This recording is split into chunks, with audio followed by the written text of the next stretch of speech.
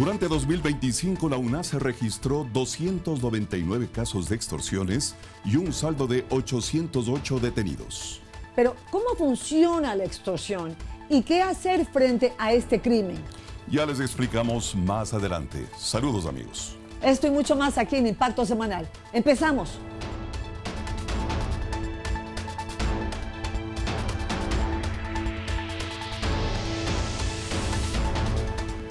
Atención, amigos, allanamientos en oficinas de la Agencia Nacional de Tránsito por posibles actos de corrupción. Hay varios detenidos. Veamos. 10 personas, incluyendo el director de la Agencia Nacional de Tránsito, fueron detenidas durante los 23 allanamientos ejecutados por la policía y la fiscalía en las dependencias de la entidad ubicadas en Pichincha, Tungurahua y Santo Domingo de los Áchilas.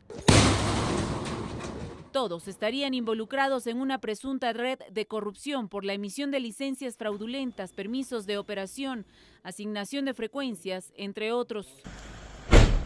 Los operativos se ejecutaron en simultáneo la madrugada de este viernes en oficinas y viviendas de los funcionarios. El ministro del Interior, John Reinberg, lideró esta intervención. El GDO Los Choneros es quien ha estado con los grupos operarios, las personas de abajo vinculadas en lo que se estaba haciendo acá, y bueno, vamos a en la investigación poder determinar hasta dónde llegaron ellos a contaminar. Me apena que los gobiernos anteriores no hayan hecho esto, sino que hayan permitido que esta corrupción campee, que esta corrupción sea a beneficio de quienes estuvieron en los gobiernos de turnos, pero hemos sido claros, en el gobierno del presidente Daniel Noboa esto no va a suceder. Como evidencia se encontraron dinero en efectivo, alrededor de $53,000, documentos, licencias, joyas y dispositivos electrónicos que contendrían información sobre las operaciones fraudulentas. Fue una investigación de 3 meses en la que se determinó un perjuicio de más de $3 millones, aunque el monto podría ser superior debido a que estas prácticas ilegales vienen desde hace mucho tiempo. Esto es una estructura que funciona desde los cargos bajos hasta los cargos más altos.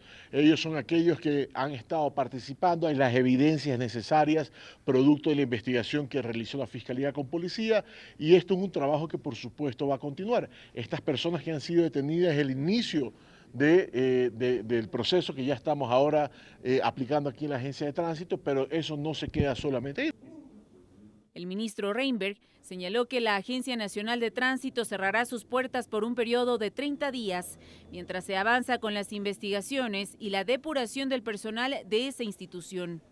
El Ministerio de Transporte será el que se encargue de informar sobre cómo se retomará el servicio y el reagendamiento de turnos. Hasta que eso pase, los usuarios están preocupados por esta decisión. Porque no podemos decir con los compañeros metropolitanos, no nos ayudan. No se puede nada más conducir con esto. ¿Con qué manejo? Porque yo no trabajo en el transporte y necesito la licencia para poder trabajar. ¿Usted espera que se normalice pronto? Ojalá. Los detenidos se encuentran en flagrancia para continuar con el proceso correspondiente. La Fiscalía ejecutó el operativo Caja Chica por una investigación de lavado de activos vinculado al financiamiento de una campaña presidencial de 2023. Los detalles.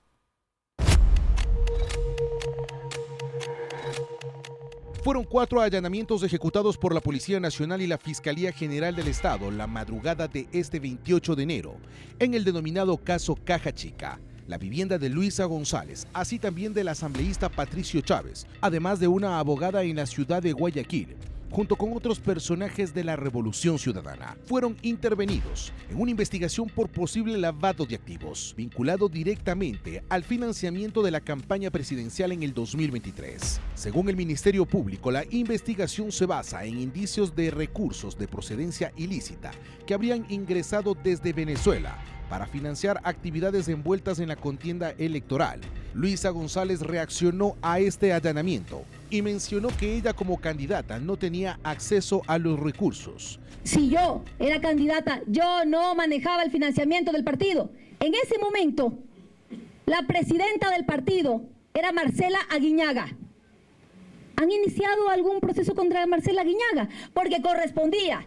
González además se refirió de forma despectiva a varias autoridades. Incluso ella misma dijo que insultó a los agentes de Policía Nacional y Fiscalía que llegaron a su domicilio. Cerré la puerta de mi casa y les dije, son unos hijos.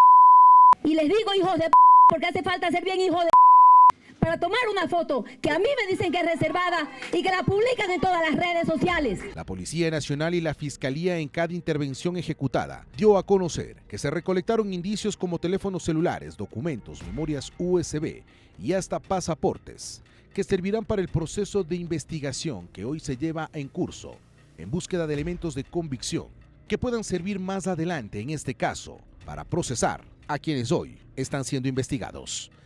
En la Asamblea Nacional hubo reacciones a los allanamientos realizados por la Fiscalía en viviendas de militantes de la Revolución Ciudadana.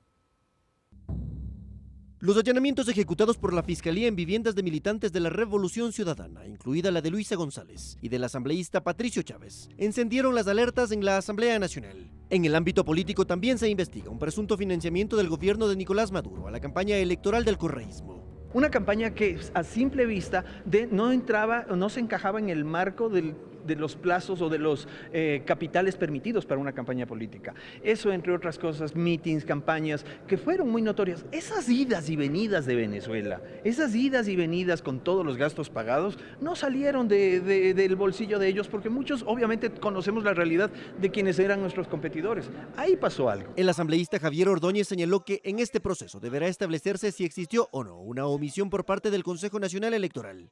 ¿Qué nivel de responsabilidad existe en cada uno de los pasos? Puede ser que el CNE conocía, puede ser que un funcionario del CNE, no el CNE, permitió. Entonces la investigación determinará quiénes tienen responsabilidad y qué acción hay que tomar a posterior. Desde la Revolución Ciudadana, el asambleísta Javier Lazo expresó su solidaridad con sus compañeros.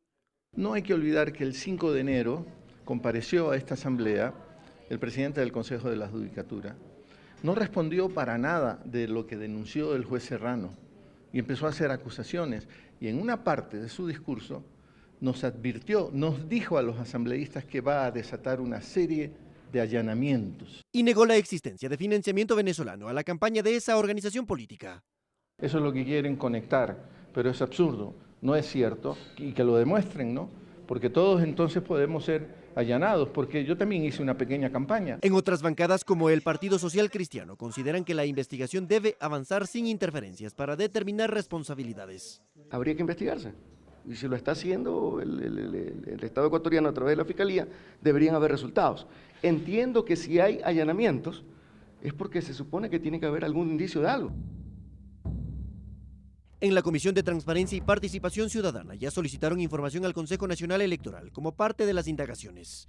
Desde el video atribuido al jefe guerrillero de las FARC, Mono Jojoy, pasando por los aportes de contratistas del Estado revelados en los casos Arroz Verde y sobornos, hasta el caso Caja Chica, el financiamiento de las campañas del correísmo siempre han estado bajo la lupa.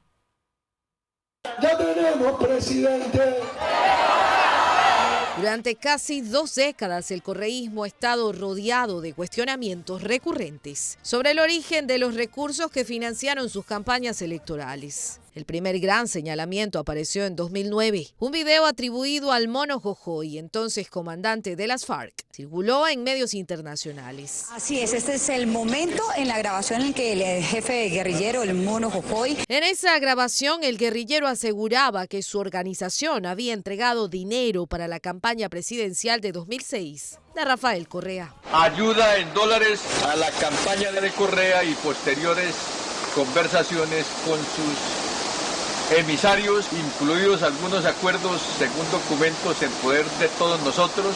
Poco tiempo después, el ex guerrillero colombiano Alexander Duque, alias Chorizo, en calidad de testigo protegido, dio más detalles. Esa plata la entregaron directamente en mi casa, una de $200.000 y otra de $300.000, para un total de $500.000, para financiar la campaña de Rafael Correa. El entonces gobierno de Ecuador negó la acusación, cuestionó la autenticidad del material y habló de desinformación. El caso nunca llegó a tribunales en Ecuador, pero dejó una huella, la sospecha de un financiamiento externo, que jamás pudo borrarse del debate político.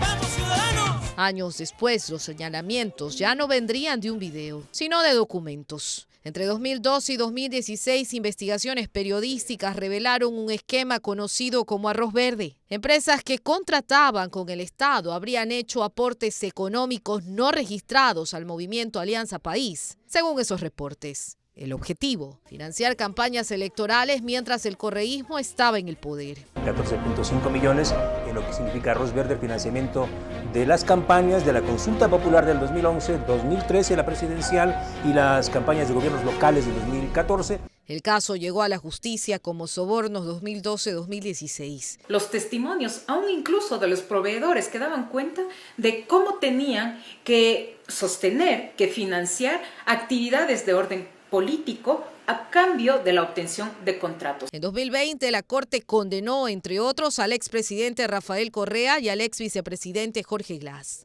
La sentencia habló de cohecho y recaudación irregular de fondos a cambio de contratos. No juzgó financiamiento electoral ilegal porque la ley no lo tipificaba. Pero sí dejó una conclusión clara. Hubo dinero que circuló por fuera de los canales transparentes. Hoy el tema ha vuelto a la palestra pública. La Fiscalía investiga presunto lavado de activos y financiamiento irregular relacionado con la campaña presidencial de 2023 encabezada por Luisa González. El correísmo una vez más niega las acusaciones y habla de persecución política. Mientras la justicia investiga. Casi un año antes, un medio internacional ya había advertido sobre posibles riesgos de financiamiento extranjero y operaciones de influencia política vinculadas al correísmo. El 11 de abril de 2025, CBS News publicó un artículo basado en evaluaciones de inteligencia de Estados Unidos sobre la elección presidencial ecuatoriana. Según fuentes citadas por ese medio, funcionarios de inteligencia estadounidense informaron al entonces presidente Donald Trump sobre su análisis respecto a la candidata del correísmo, Luisa González. De acuerdo con esas evaluaciones, había existido apoyo financiero proveniente de Venezuela previo a la segunda vuelta electoral, por montos elevados sin que en ese momento se precisara cuánto. Agentes antinarcóticos hallaron al menos 300 kilos de droga que iban a ser metidos en un contenedor para enviarlos a Europa. Este cabezal era solo la fachada de los 309 paquetes de droga que incautó la Policía Nacional a través de la Unidad de Investigación Antidrogas, ejecutando el operativo Solar 3 Fénix 32 en el marco del Plan de Intervención y Control de los Puertos Marítimos, denominado Ofensiva Total, orientado a la contención, reducción de la violencia, delincuencia y afectación de estructuras criminales que generan economías ilícitas, la cual permitió la incautación de esta droga, así como la aprehensión de un ciudadano. Los servidores policiales inspeccionaron un cabezal que presuntamente tenía como finalidad contaminar contenedores para el envío de droga a destinos internacionales. Durante este procedimiento, el ciudadano Israel T., de nacionalidad venezolana, fue aprehendido, así como el decomiso de los 309 paquetes, cuyo resultado dio positivo para clorhidrato de cocaína. Asimismo, la policía indicó que con estas operaciones afecta a estructuras del narcotráfico, con la incautación de más de 3 millones de dosis de cocaína en Guayaquil. Ecuador entra en una nueva fase en la lucha contra el crimen organizado. El presidente Daniel Noboa presentó la hoja de ruta en materia de seguridad. Que al crimen organizado y a la inseguridad no se le dará tregua. Es lo que presentó el presidente de la República, Daniel Noboa, en cadena nacional este lunes, dando un mensaje claro en que las acciones que se adoptarán no serán aisladas, sino de una estrategia integral de todo el Estado ecuatoriano. El mandatario fue enfático en señalar que la violencia no solo se combate en las calles, sino también atacando a sus patrocinadores políticos y financieros, con una consigna clara, que será el despliegue de fuerza, inteligencia y persecución del dinero ilícito. Esta no es solo una advertencia, es una decisión firme para devolverle la paz a la ciudadanía. Ecuatorianos, tienen ante ustedes un presidente que no tranza, y desde esa determinación nos ratificamos. Hoy somos más fuertes, estamos mejor preparados y actuamos sin miedo, sin tregua y sin retroceder. El plan se respalda con una inversión histórica en el Ministerio de Defensa, al cual se le destina $180 millones en 11 proyectos estratégicos, que incluye la adquisición de helicópteros bimotores, un buque logístico, sistema de radar 3D, drones, escáneres, para con ello reforzar el control territorial y fronteras. Vamos a modernizar los sistemas tácticos de inteligencia. Esto permite prevenir ataques. Reforzaremos la movilidad y capacidad operativa en aire, mar y tierra. para que las fuerzas del orden lleguen donde antes no podían. El Ministerio del Interior anunció el uso de tecnologías sin precedentes en el Ecuador, sistemas como IBIS y AFIS, que permiten identificar armas, municiones y personas con precisión científica, reduciendo la impunidad. Además que Ecuador contará con información anticipada para poder actuar en contra de la delincuencia. La UNACE ahora funciona como un organismo autónomo, con mayor presupuesto y capacidad operativa para enfrentar de forma directa y eficiente delitos como la extorsión y el secuestro. Respuesta inmediata y una proximidad real entre el Estado y el ciudadano. La UAFE forma parte primordial de esta estructura en contra del crimen organizado, pues ellos seguirán la ruta del dinero de las actividades ilícitas, sacándolo de circulación y debilitando a las mafias. Gracias al apoyo internacional de alto nivel, hemos logrado identificar financiamiento ilícito a políticos y administraciones públicas descentralizadas. Nuestro mensaje es contundente: identificar el dinero del crimen. Las autoridades han dado un mensaje claro, en que no habrá pactos y tampoco tregua a las acciones ilícitas del crimen organizado y que se les enfrentará con todo el rigor de la ley y de la misma manera con la fuerza estatal. El presidente Daniel Noboa participó en la apertura del Foro Económico Internacional América Latina y el Caribe 2026, un espacio en el que se analizan los desafíos de la región. Panamá, la sede del Foro Económico Internacional América Latina y el Caribe 2026, una cita a la cual acuden varios jefes de Estado, empresarios y líderes políticos. Integración regional y abordar los retos al futuro están en la agenda. En este marco, el presidente Daniel Noboa se refirió a la justicia. Latinoamérica debe de estar junta respetando siempre la libertad de cada uno, y a los criminales tratarlos como criminales, porque se pasean a veces entre país y país haciendo desmadres y afectando la paz de cada uno de nosotros. Por su parte, el presidente de Colombia, Gustavo Petro, puso el diálogo para solucionar el impasse con el Ecuador. Una de las grandes fronteras de la droga hay que construir necesariamente integración policial, y no solamente es ecuatoriana y colombiana, que ya la tenemos. Si la cerramos, cruza lo ilegal. Eso camina a pie entre las quebradas y la selva. Y le ofrezco entonces esa posibilidad de que hablemos. Noboa destacó los logros de su gobierno, entre ellos bajar el riesgo país y el desempleo. El riesgo país ha bajado también a su punto más bajo en 8 o 9 años. Las reservas han subido. El país está mejor. Ecuador en sí está dejando atrás la incertidumbre y construyendo un futuro de estabilidad. Y siempre estarán invitados todos los países hermanos latinoamericanos para ser parte de esto. Este es nuestro compromiso con nuestra gente, con la región, con el mundo. Jamás de rodillas. Jamás nos vamos a entregar ante nadie, porque nosotros debemos de responder hoy y hacer eco en la historia de que fuimos libres, actuamos libres y peleamos sin parar. También hubo tiempo para extender agradecimientos al presidente Noboa. Quiero agradecer la presencia del presidente del Ecuador, Daniel Noboa. Creo profundamente en la diplomacia que se nutre de la justicia y el respeto mutuo. Celebramos los esfuerzos que han permitido a Panamá salir de la lista de paraísos fiscales en la que injustamente figuramos. Y en correspondencia a este acto de confianza, hemos levantado todas las medidas de retorsión con Ecuador, despejando el camino para un comercio fluido y transparente para el segundo usuario de América Latina del Canal de Panamá, que no es poca cosa. La ideología no da de comer, sino lo que da de comer es el empleo, una de las conclusiones del foro. Breve pausa y enseguida, por tercera ocasión se difirió la audiencia de vinculación en el caso del asesinato de Fernando Villavicencio. Y la cooperación con Estados Unidos se mantiene con el refuerzo de la seguridad en los puertos. Esto y mucho más, amigos, aquí en Impacto Semanal.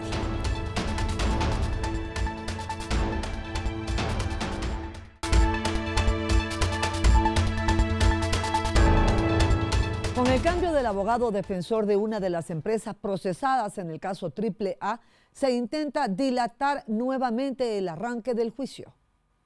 24 horas antes, en entrevista con el noticiero, Cristian Puente, director ejecutivo de la Agencia de Regulación y Control de Hidrocarburos, que es el ente acusador en el caso AAA, lo había denunciado. Se ha generado una amplia expectativa por todas las dilaciones que se han presentado en el presente caso. Han existido 13 audiencias fallidas en las cuales se han presentado una serie de traspiés por parte de las defensas técnicas de los procesados, quienes han tenido problemas de salud, problemas de hemorroides, problemas dentales, renuncias de último momento, cambios de defensa 24 horas antes de la audiencia. Todo eso ha generado esta gran expectativa. Desde mayo del 2025 concluyó la etapa de instrucción fiscal. Tuvimos la audiencia preparatoria de juicio y de ahí todo ha sido dilaciones. 24 horas después, volvió a pasar. La tarde del martes 27 de enero, apenas 4 días antes del segundo intento de instalación de la audiencia de juicio prevista para el sábado 31 de enero, fue el Corp, que es una de las 22 personas jurídicas sin naturales procesadas en el caso, despidió a su abogado. La compañía ahora pide copias certificadas de las más de 30.000 hojas que tiene el expediente para que su nuevo abogado defensor las lea. Eso se llama dilatar la audiencia de juzgamiento para que no se instale. Para el ex juez penal Fernando Grau, este accionar ya configura el cometimiento de un delito. Eso se llama fraude procesal, porque están tratando de diferir una audiencia sin el fundamento legal. Y es más, cuando ya hay más de 2 o 3 diferimientos de audiencias, ya suena sospechoso. Desde la agencia se han solicitado acciones. La Administración de Justicia está tomando las previsiones necesarias frente a estas dilaciones. De manera concreta, frente a las inasistencias de las defensas, se ha designado a 4 defensores públicos. Y además, el tribunal les ha entregado el expediente judicial completo para que puedan preparar la defensa técnica y defender a cualquiera de los procesados en caso de que falte alguno de sus abogados. Casi al mismo tiempo en que se dio a conocer este nuevo intento de dilatación del proceso, a través de un comunicado y un tuit publicado por Puente, el alcalde de Guayaquil, Aquiles Álvarez, investigado en esta causa por integrar una presunta red de distribución ilegal de combustibles, publicó este video. Este fin de semana volveré a estar en Quito en una audiencia por un caso circense. Quien primero le contestó fue el secretario de Integridad Pública, Julio José Neira. Tuiteó: 11 minutos para tratar de desviar la atención como desviaste cientos de miles de galones de combustible con subsidio. Por tercera ocasión se difirió la audiencia para vincular a quienes serían cabecillas de los Lobos en el caso del asesinato de Fernando Villavicencio. Veamos. Por tercera vez la justicia vuelve a postergar una diligencia clave dentro del proceso judicial que busca identificar a los autores intelectuales del asesinato del ex candidato presidencial Fernando Villavicencio. La audiencia de vinculación contra los cabecillas de los Lobos fue diferida por la jueza Daniela Ayala para el próximo 10 de febrero. En este caso se investiga a los posibles autores intelectuales del magnicidio, ocurrido el 9 de agosto del 2023 en la ciudad de Quito. Esta causa debía avanzar con la vinculación de alias Pipo, alias Lobo Menor y alias El Gordo Luis, señalados por Fiscalía como los cabecillas de la organización criminal que fue contratada para ejecutar el asesinato. Y nuevamente nos encontramos ante otro intento de desviar la atención principal del proceso penal y además de aquello, de fraguarlo, de dilatarlo con fines de que efectivamente las personas que se encuentran vinculadas a la causa ya procesadas pues resuelvan su situación jurídica en otros países hasta que puedan resolver y responder a la justicia acá. Para la familia de Fernando Villavicencio, cada diferimiento en esta causa profundiza la sensación de incertidumbre. El juez Ayala ya fue reconocido por un tribunal de alzada que tuvo un dolo y una negligencia manifiesta. Sería totalmente desastroso y sobre todo irresponsable, y esto sería un llamado de atención al Consejo de la Judicatura, de que esta jueza no puede encargarse de este caso por cuanto ya hay un conflicto de interés. Tal es que la Fiscalía ha ingresado a la recusación. A la par, en este proceso judicial en los Estados Unidos se espera poder conocer el futuro legal de uno de los procesados en esta causa, que es José Serrano, quien se encuentra enfrentando su proceso de migración, que de negarse el asilo que solicitó en los Estados Unidos, sería extraditado hacia el Ecuador a guardar prisión preventiva por este proceso judicial. Con la decisión ecuatoriana de ceder la competencia jurídica para que alias Pipo sea extraditado y procesado en Estados Unidos, se garantiza una pena mayor para el cabecilla de los Lobos.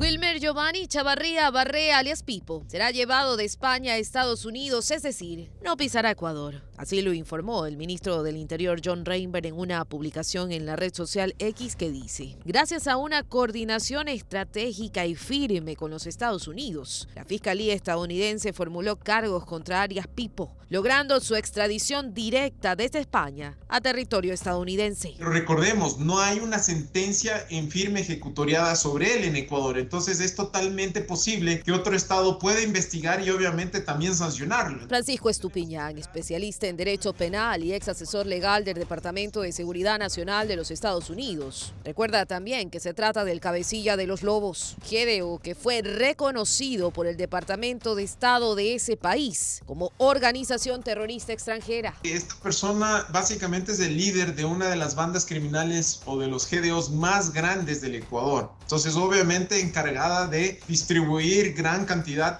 de cocaína a los Estados Unidos. Entonces, obviamente en ese caso, Estados Unidos tiene toda la facultad para poder hacer una investigación, obviamente identificar quiénes son los miembros de estos GDO, y pues en esa formulación de cargos, ¿qué es lo que sucede? La Fiscalía de Estados Unidos, a través de informes de las agencias federales de investigación, en este caso muy seguramente es la DEA y el HCI, presentaron obviamente las evidencias que mantienen de las investigaciones internacionales que se tienen. No olvidemos que estas agencias trabajan con las policías a nivel mundial. Entonces, esta información se recopila, se analiza por parte de la Fiscalía de Estados Unidos y en ese momento deciden formular cargos. ¿Ante quién? Ante un juez. Bajo ese panorama, el Estado ecuatoriano tomó una decisión jurídica: no exigir que el procesado responda primero ante la justicia nacional para garantizar que caiga sobre él la más dura pena. Sobre todo las penas que los Estados Unidos maneja son penas mucho más severas que las nuestras y con procesos más transparentes. Una decisión acertada, recalca el experto en prevención del crimen organizado y ex oficial de inteligencia, Clever Carrión. Ceder la competencia y la jurisdicción. Y eso no quiere decir que aquí no puedan seguir subsistiendo estos procesos en contra de esta persona que nos ha hecho mucho daño a nuestro país. La acción forma parte de una estrategia transnacional de lucha contra el narcotráfico. Se basa en una figura de asistencia penal recíproca que está en el Código Orgánico Integral Penal e incluso es respaldada por convenios internacionales como la Convención de Viena. El presidente Daniel Noboa encabezó una reunión del bloque de seguridad en el Palacio de Carondelet. El presidente Daniel Noboa lideró la reunión semanal del bloque de seguridad en Carondelet. El ministro del Interior, John Reinberg, explicó que el objetivo fue presentar al mandatario operaciones de alto impacto que se ejecutarán los próximos días en distintas provincias. Aclaró que no existe una emergencia, pero sí acciones estratégicas en marcha. Confirmó operativos activos en provincias como El Oro y la movilización de policía y fuerzas armadas para enfrentar a estructuras criminales. Estamos movilizados, las fuerzas, tanto Policía Nacional y Fuerzas Armadas en distintas provincias con operaciones que estamos haciendo para atacar a los grupos delincuenciales. Y bueno, hoy era importante que el presidente conozca el resultado y las operaciones que tenemos listos para estos días. Otro punto clave fue la frontera con Colombia, previo a la entrada en vigencia de la tasa de seguridad a productos colombianos. El ministro anunció el refuerzo total del control fronterizo y pidió una decisión política similar del lado colombiano. Se han articulado Fuerzas Armadas, Policía y otras instituciones adicionales importantes para los controles que tenemos que mantener. Esperemos que haya la decisión política del lado colombiano, porque conocemos el gran ejército que tiene Colombia, la policía también que tienen, pero ellos necesitan una decisión política. También se abordaron las declaraciones del alcalde de Guayaquil sobre el envío de droga en contenedores. Reinberg aseguró que hay controles permanentes en puertos y recalcó que el combate al crimen va más allá del sicariato. Uno más que descubre el agua tibia, pues la contaminación de contenedores desde hace que tengo uso de razón se da en los diferentes puertos, también se da en el sistema logístico, así que usted debe de recordar que hace una semana o 2 semanas atrás, que no recuerdo el día, hicimos las operaciones de ingreso a los diferentes puertos donde hicimos incautación de droga. El gobierno ratifica que las operaciones continuarán y que el presidente Noboa dio luz verde para avanzar sin retrocesos en la lucha contra el crimen organizado. El ministro del Interior puntualizó que la cooperación con Estados Unidos se mantiene con el refuerzo de la seguridad en los puertos para evitar que el narcotráfico contamine las exportaciones. El ministro del Interior, John Reinberg, confirmó la ejecución de operaciones coordinadas con los Estados Unidos para atacar de forma directa la economía criminal, especialmente aquellas vinculadas al tráfico de drogas y control ilegal de territorios. Las acciones incluyen operativos en frontera, ataques de estructuras criminales, control de puertos y uso de tecnología especializada con el objetivo de impedir que el país sea utilizado como corredor del narcotráfico internacional. Justamente proteger frontera, pero aquellos que intentan usar o pretenden usar puertos ecuatorianos para salir con los botes rápidos, para contaminar, van a ser atacados. Es una señal clara de que se vienen operaciones importantes que van a atacar la economía criminal, principalmente el narcotráfico. El anuncio generado por las autoridades va más allá del plano operativo. Especialistas en materia de seguridad coinciden en que la cooperación representa un punto clave para la seguridad fronteriza, especialmente frente a la inacción del Estado colombiano en amplios sectores de su frontera, en donde prácticamente es nula la presencia de uniformados. El tema aquí es muy puntual. Hay un desbordamiento de cocaína que se da porque no existe una presencia sólida de la fuerza pública colombiana en el control fronterizo. Y eso está ocasionando un problema mucho más grave de seguridad al interior del país, del Ecuador. Actualmente Colombia mantiene extensas zonas sin presencia efectiva de militares y policía.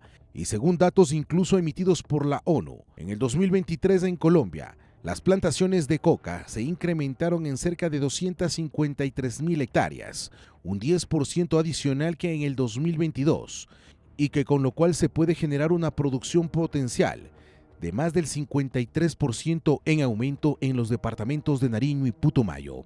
Estamos trabajando en conjunto en tecnología y en muchas partes más, justamente para poder atacar y debilitar a estos grupos criminales que van a recibir un duro golpe y que van a recibir un claro mensaje por parte del Ecuador, obviamente con sus aliados, de lo que vamos a hacer este año. Ecuador ha sido reconocido por sus aliados como quien encabeza la lucha contra el crimen organizado y el narcotráfico en la región, y por ello la cooperación internacional para potenciar el trabajo que se realiza no solamente en frontera, sino también a la interna en contra de grupos criminales. En instantes, el BIES redujo al 2.99% la tasa de interés de su crédito hipotecario Vivienda Premier. Y en lo internacional, intensas nevadas en varias partes del mundo obligaron a suspender actividades. Esto y mucho más aquí en Impacto Semanal.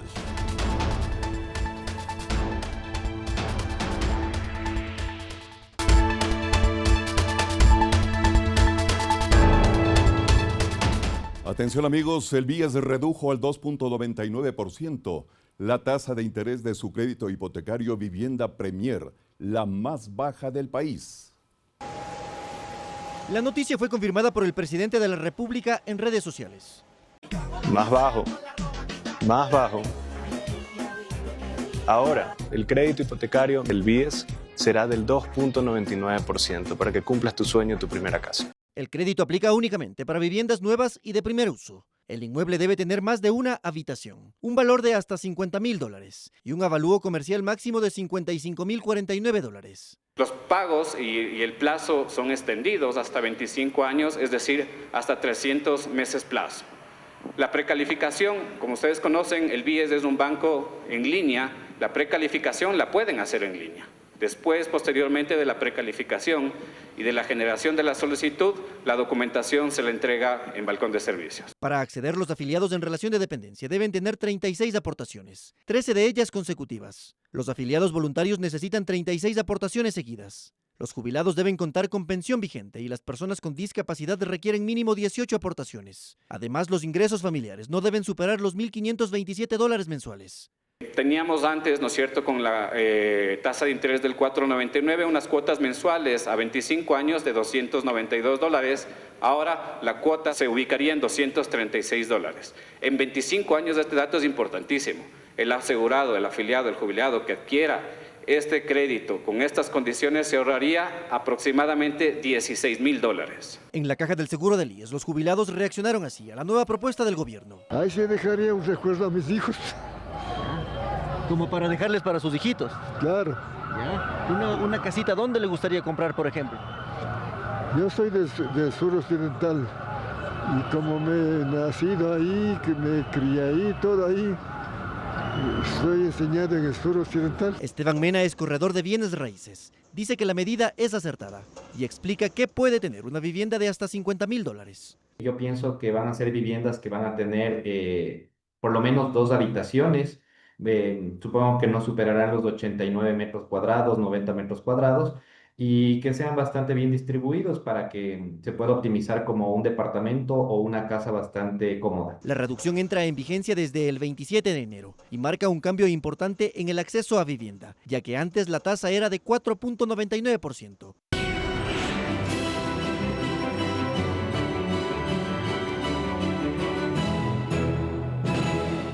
Intensas nevadas en varias partes del hemisferio norte obligan a suspender actividades y bloquear carreteras. Hay víctimas mortales en Estados Unidos. Esto y más en el siguiente resumen internacional. Madrid se enfrentó hoy a una fuerte nevada por la borrasca Christine, que ha cubierto de blanco la ciudad y también ha dejado una estela de complicaciones estructurales. Debido a la peligrosa combinación de nevadas acumuladas, lluvias persistentes y rachas de viento, se ha dificultado la movilidad en cada rincón de la ciudad. El estado de alerta se tradujo de inmediato en la suspensión de la jornada escolar y el cierre de diversas carreteras principales que conectan los distritos madrileños, imposibilitando el tránsito seguro de vehículos y transporte público. La prioridad de los servicios de emergencia se ha centrado en el rescate de vías y en la atención de incidentes viales causados por el asfalto congelado, en un esfuerzo por evitar que la ciudad quede completamente aislada. Los daños en la infraestructura eléctrica por el peso de la nieve y el azote del viento han provocado apagones masivos, dejando a cientos de miles de madrileños sin acceso a calefacción ni energía en medio de temperaturas gélidas. La prefectura de Hokkaido, en Japón, se encuentra actualmente sumergida en una crisis invernal sin precedentes. Por primera vez en 4 años, la nieve acumulada ha superado el metro de altura, impulsada por una descarga brutal de 65 centímetros en apenas 2 días, lo que representa un nuevo récord histórico. Este colapso ha suspendido trenes y autobuses, dejando a ciudadanos en filas interminables y obligando a unas 7.000 personas a pernoctar en el aeropuerto de Nuevo Chitose, convertido en un refugio improvisado. Mientras Japón se congela, el Atlántico Norte descarga su furia sobre Europa. La provincia de Leinster y especialmente la ciudad de Dublín enfrentan graves inundaciones debido al paso de la tormenta Chandra. Cruzando el océano, la situación en Norteamérica no es menos severa. Canadá atraviesa un día histórico de frío extremo y nevadas intensas que han paralizado las provincias del Atlántico y el centro del país. Los Estados Unidos enfrentan una de las crisis ofensivas climáticas más severas de su historia reciente. El saldo humano de esta tormenta es de al menos 30 víctimas mortales confirmadas en diversos estados. Las causas de estos fallecimientos pintan un cuadro trágico de la vulnerabilidad ante el frío, desde personas que sucumbieron a la hipotermia en las calles de Nueva York hasta accidentes viales fatales en carreteras convertidas en pistas de patinaje y casos de intoxicación por monóxido de carbono en hogares que intentaban desesperadamente generar calor de forma improvisada. El sistema de aviación civil vive jornadas de auténtico colapso, acumulando más de 8.000 nuevas cancelaciones de vuelos que se suman a los miles de retrasos de los días anteriores. Esta parálisis aérea no solo ha dejado a miles de viajeros varados en terminales convertidas en dormitorios, sino que ha interrumpido cadenas de suministro críticas. En tierra, la situación es igualmente compleja. La suspensión de clases en múltiples regiones ha enviado a millones de estudiantes de vuelta a casa, mientras los gobernadores instan a la población a permanecer fuera de las carreteras para facilitar las labores de emergencia.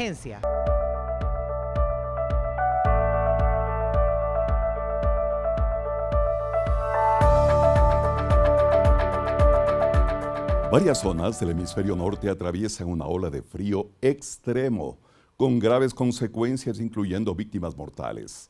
Son 3 continentes afectados: América, Europa y Asia. ¿Cuál sería la causa principal para este fenómeno climático? Los expertos han señalado que es una consecuencia de la alteración del vórtice polar. Les explicamos en forma resumida en qué consiste.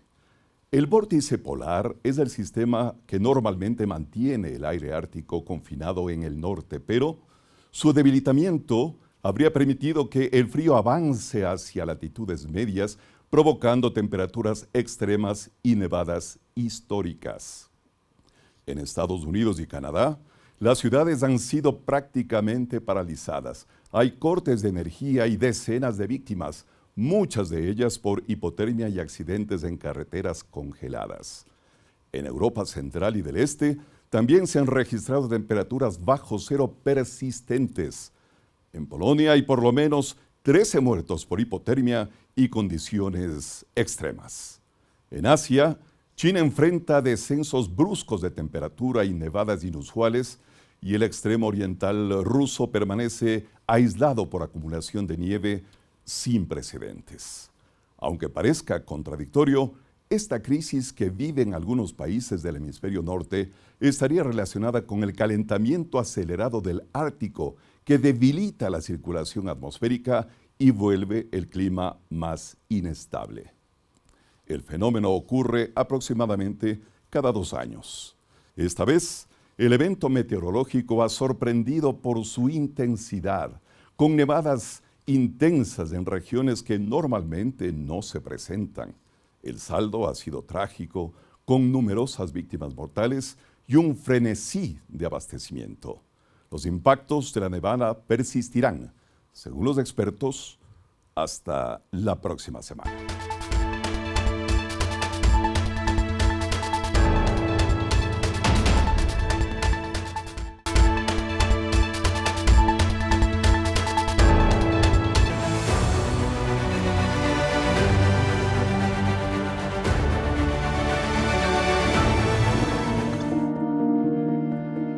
Ha sido duro para vivir con la enfermedad de mi hija, la enfermedad de mi mamá. No puedo tenerla en esta condición, pero no me queda de otra. Semanas atrás conocimos el drama que vive esta humilde familia del Cantón Naranjal, prácticamente sobreviviendo en este terrenito que les donaron años atrás, y un día lo perdieron todo y recuperarse no fue fácil.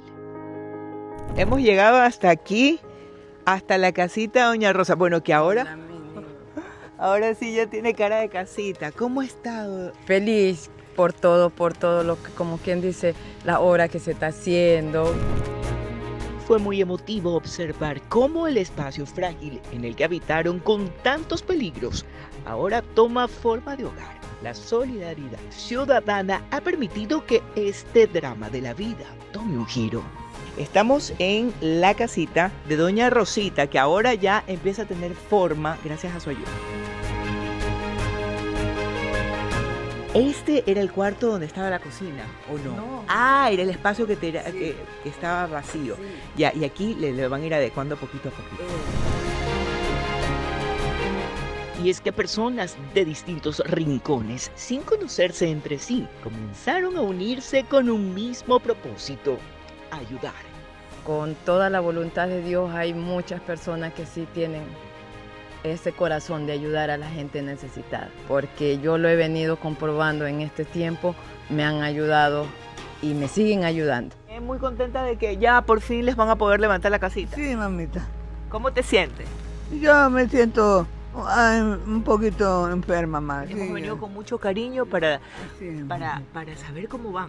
Sí, mamita, y venga así sea sin nada, pero venga a visitarme, mamita, porque claro, yo todos los días me acuerdo de usted, mamita. Y yo estoy muy contenta de ver cómo poco a poco se para esa casita. Así es, mi niña, y muchísimas gracias. Gracias a Dios por todo ese grato amor, cariño que usted tiene hacia ayudar a muchas personas. Historias como esta nos maravillan, nos recuerdan que incluso en tiempos difíciles aún existe el amor por el prójimo. En Guayaquil, empresarios y comerciantes participaron de un taller para conocer cómo funciona la extorsión y qué hacer ante estos casos.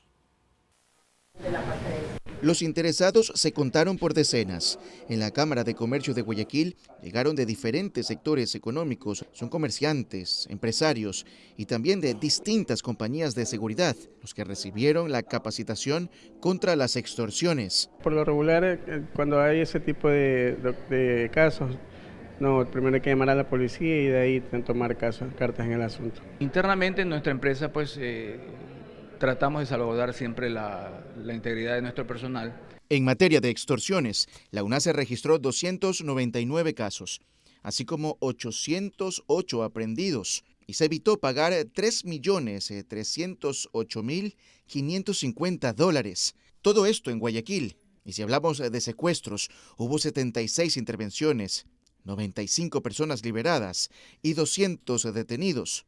El monto que se evitó pagar fue de $11.336.000. La UNACE se refirió a cómo evitar ser parte de estas cifras en el nuevo año y los asistentes tuvieron una visión más amplia. Si nosotros no nos protegemos y todos no trabajamos en conjunto, esto se nos va a ir de la mano. ¿Estamos a tiempo? Le pregunto. Claro que sí. Principalmente lo que es la prevención, ¿no? Tener cuidado, donde se traslada, los lugares donde tienen que estar y poder funcionar en ese sentido, ¿no? La iniciativa es parte del proyecto Comercios Seguros, que tiene una alianza estratégica. Dentro de esto, esta es una práctica de capacitación que tenemos de parte de la policía y de la UNACE que nos han venido a acompañar el día de hoy. Sin embargo, va a venir un cúmulo de actividades alrededor de poder generar que nuestros comercios estén cada día más seguros. Denunciar estos dos delitos fue la recomendación principal en la charla sobre seguridad. El Nipah pertenece al grupo de riesgo de patógenos. A continuación les vamos a contar cuáles son sus síntomas y cómo se contagia.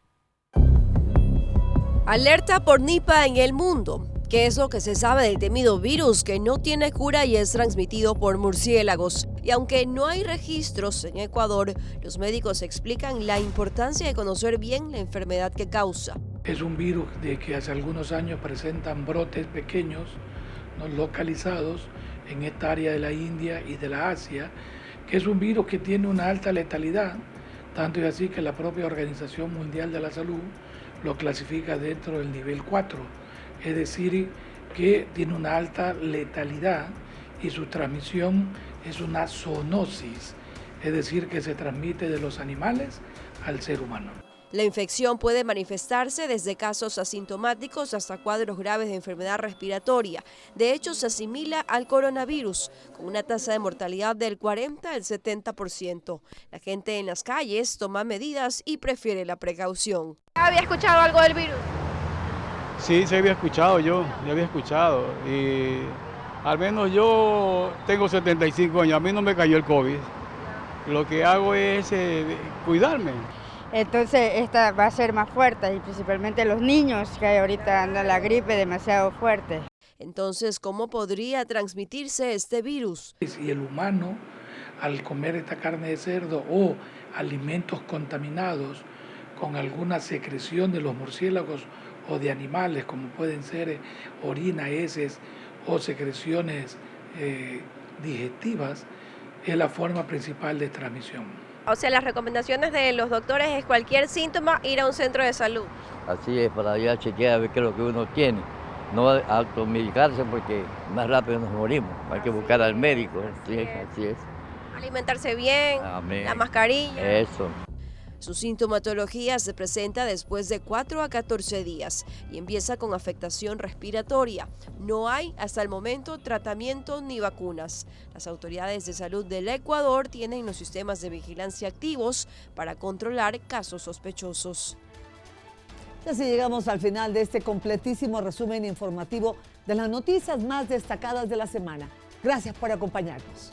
Les esperamos todos los sábados a las 20 horas y por supuesto los domingos a las 6 horas aquí en Impacto Semanal. Buena suerte, amigos.